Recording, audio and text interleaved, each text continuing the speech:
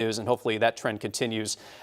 Dallas County, this threat will be ending for the entire county here in about 5 minutes, and then should cross over into Boone County as we head into the late 9 o'clock hour and head toward the 10 o'clock hour. This warning is in effect until 10:15 this evening for northeast parts of Dallas County and south central parts of Boone County. So not a huge warning box. Not everyone in Dallas County, not everyone in Boone County is under this warning. In fact, most of you in both of those counties are not under the warning. So maybe you got an alert on your phone that says Dallas County, Boone County under a tornado warning. That does not include the entire county. That just includes the area in that red polygon right there, which stretches from just to the west of Granger to just south of Luther. So a really confined area because we have a pretty good idea of where that area of tight rotation is located. The Des Moines Metro, this is not a concern for us in the Metro, thankfully. This is moving north away from Des Moines, so we are looking like we're in pretty good shape in Des Moines. Ames, we are probably safe as well from this system. I think if anything is going to continue, it's going to stay to the west of Ames. But down the line, Boone, looks like the area of rotation might get pretty close to Boone, so we'll keep an eye on this for Boone. You are not in the tornado warning at this time, but as this tracks to the north-northeast, it may become an area of concern closer to 10:15 to 10:30 later on this evening. And otherwise, we have pretty heavy rainfall in Fort Dodge at the moment. We have moderate rain in parts of Story County, and that will be heading into Hamilton County over time. Again, tornado warning continues for northeast Dallas County, south central Boone County. We apologize for interrupting the programming that you may have been watching, but we have a tornado threat. This is slightly weakening from what it looked like maybe 10 minutes ago, but we're going to stay with you until I think the threat is all clear, and I don't think that's the case necessarily just yet. One more look at the velocity. Doesn't show an update over the past few minutes here, so hopefully we'll get an update soon to take a look at that. I'm just going to scroll through Twitter to see real quick if there's anything popping up from folks or if they're seeing anything. Not seeing anything at the second, but again, it's at night, so it's going to be tough to visually spot this. I know there are emergency managers out trying to keep a close eye on this, but at nighttime, it's going to be really difficult to spot. I know maybe some of you watching are going to be interested in poking your head out to get an eye on that. Don't be tempted to do that, especially if you're in Woodward. That area of rotation is pretty much right over Woodward right now. Please be in your safe place, which is lowest level of your home, away from windows. Looks like we have a tweet that we might be able to share of what some of the images looked like earlier this evening. This is from Trey Fulbright, which he's a student at Iowa State, and he's been out chasing these storms. This was from earlier, actually this storm, when it was down near Madison County earlier this evening. He noted it was kind of getting its act together, but nothing was completely showing up. That was showing obvious rotation at that time. But that is actually the same storm, which has since tightened up and has created a bit of a concern for a tornado risk in northern Dallas and southern Boone County. Area of concern here is right around Woodward at this moment. This will be crossing northward into Boone County very shortly, and I would imagine shortly that the National Weather Service is going to cut off the southern half of this warning area. So folks in Granger, Moran, you are probably all clear at this moment. Woodward, Madrid, Luther, please maintain your spot in your safe place until this storm continues its track northward. Just getting a note here that the Woodward Fire Department is actively spotting, but very difficult to see anything at night. Sounds like reports of power outages near Woodward, but no reported damage at this time. So we'll keep you posted if we hear anything about that, but that's coming from the Woodward Fire Department that is keeping a close eye on this at this moment. If you are just joining us, a tornado warning, actually the first tornado warning of this spring season here in central Iowa has been issued for northeast Dallas, south central Boone County, in effect until 10:15 this evening.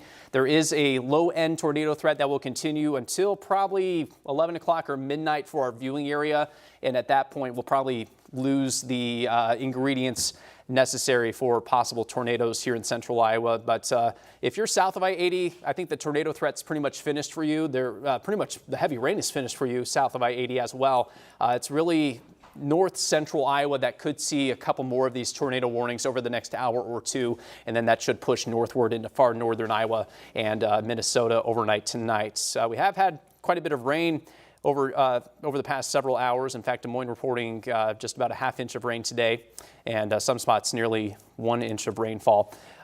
In case you're new to this whole tornado thing and you need to know where to go, lowest level of your home in a basement, or if you don't have a basement, the centermost room in your home. You want to be away from windows, protect yourself. Might be a good idea to bring a pillow with you, maybe some tennis shoes in case your home were to happen to be damaged. This second part of this graphic is for business hour situations, so obviously that's not the case with what we have going on today, but nonetheless, just something to keep in mind for future reference.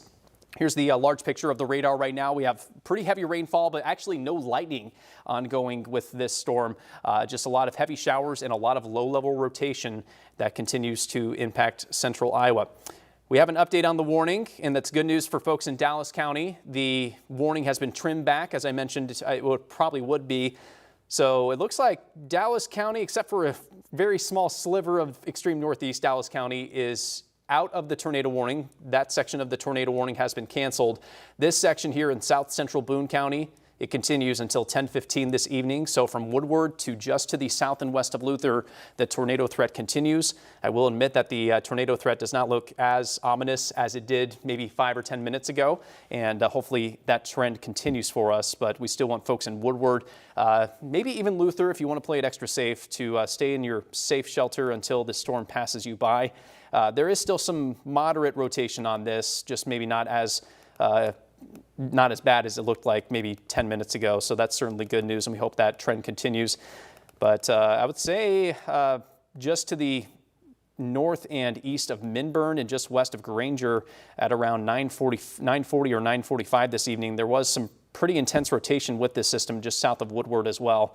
But since then it has weakened just a little bit as it crosses that Dallas and Boone County state line. So we're again hoping that trend continues. This storm continues to move to the north at 35 miles per hour. It is located just north of Woodward. We're 9 miles south of Boone. And again, it's moving north. We're hopeful that it will continue to weaken and this won't be an issue for you folks in Boone. But of course, we will be here to keep an eye on it and let you know if that is an issue moving forward here. Let me track this out for you folks once again, just to give you estimated timing of when this storm could impact your community. Moving north, just east of north at about 35 miles per hour. So timing that out, that would put Boone in line to potentially be impacted by the area of rotation around 10:20 this evening. Stratford, it'd be just another 40 minutes or so, and then Jewel about an hour or so from now. So this is going to head into the central, east central parts of Boone County, then probably eventually Hamilton County as we get close to the top of the 11 o'clock hour. I would imagine at that point we probably won't have a tornado threat, but never say never with this situation. Really extreme low-level rotation there. Even though there is no lightning, this is not a strong thunderstorm by itself. This is not going to produce any hail. The straight line winds probably won't be too bad with this either. This is strictly a weird situation for May, where we have really good low-level spin in the atmosphere, just not a lot of instability, but there is enough there to pose a severe threat.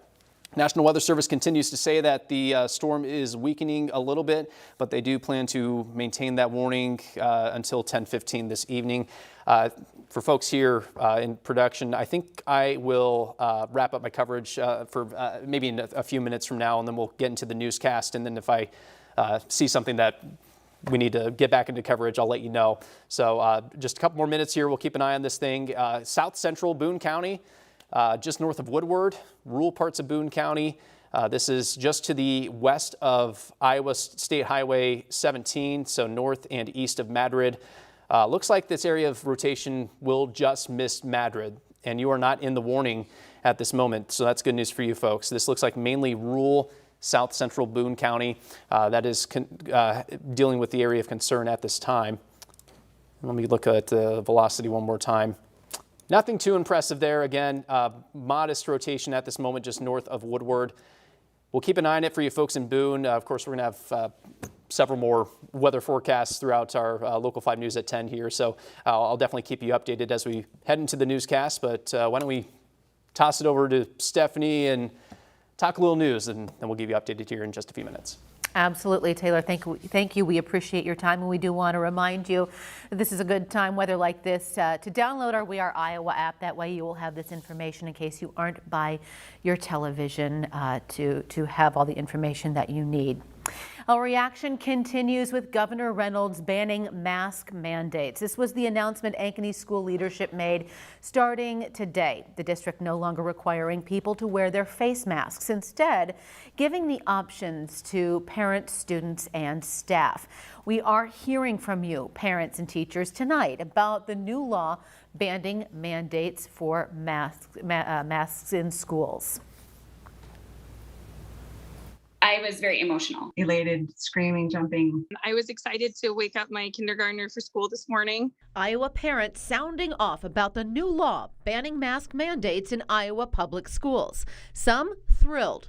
That right to choose what is best for the health of you and for your children. That was the big deal that happened today. So it's for me, my kids, and for anyone else that's been trying to get that right back.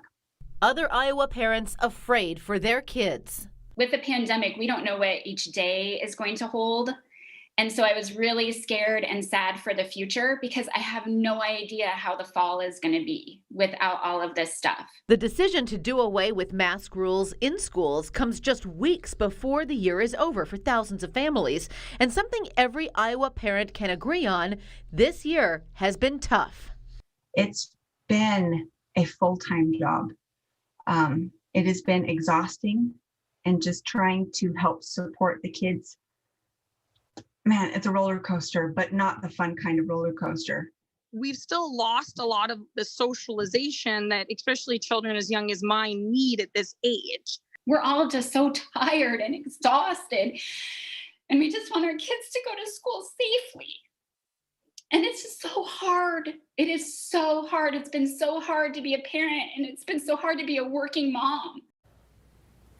Also tonight, the State Board of Regents announcing that they have lifted their state of emergency, in effect since last March because of COVID-19. Leaders said, among other things, they've outlined a return to campus plan for faculty, staff, and students, and they've made face coverings at campus optional, but they do encourage unvaccinated people to still wear a mask. With the changing guidance from the state and the CDC, we know it can be really confusing to make the best decision for your family. So we're taking some of your top questions to the experts tonight about how to move forward safely. Local 5's Khalil Maycock reports. A major battle over masks. Should I take my mask off? Should I leave it on? It's super confusing. I think it's a little too soon. It can be hard to sift through the changing guidance on masks. The biggest piece of advice from local medical experts: go with what feels good for your own level of comfort. You know, in a way, for some people, this is kind of like being reintroduced into the wild. And there's going to be a period where we need to acclimate. So first of all, I think it's do whatever you feel comfortable with and respect other people's choices. Dr. Austin Baith with Unity Point Health says if you've been vaccinated and have a strong immune system, it's okay to take off the mask. But for others, for those who may have a weakened immune system, and those include people who either have immunocompromising conditions or on medications that weaken their immune system, such as people with solid organ transplants.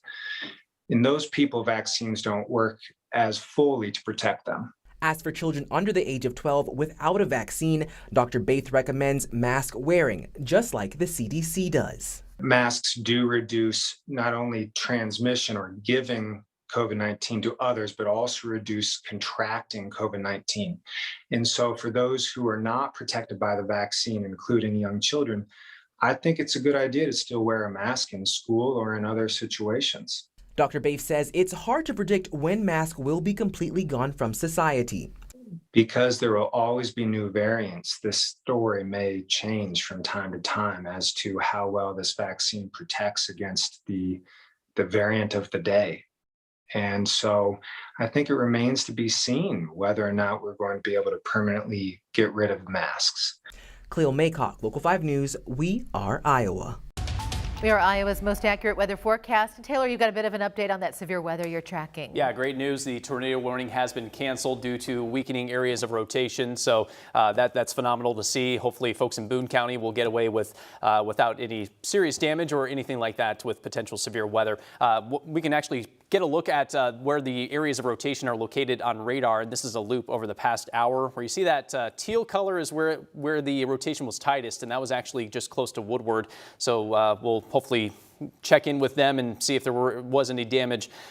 Maybe we'll know more at daylight tomorrow morning, but that area of rotation has weakened over time, which is great to see. But there is still heavy rainfall moving toward Boone right now, at least broad rotation heading that direction as well. So just maybe keep an eye on things in Boone for the next 15 to 20 minutes.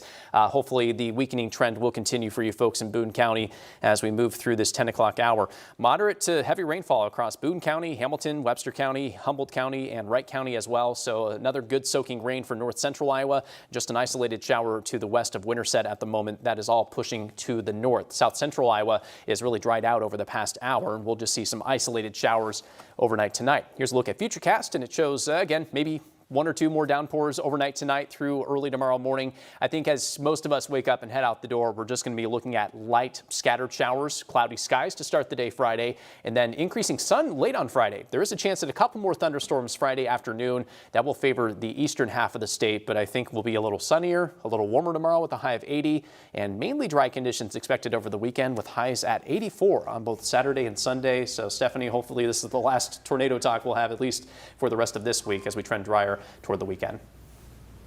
Well, let's hope so, Taylor. Thank you. Well, day 2 of the Christian Rivera murder trial. Tonight, jurors in the case are processing testimony about how investigators connected Rivera to the car involved in the crime and eventually to Molly's body.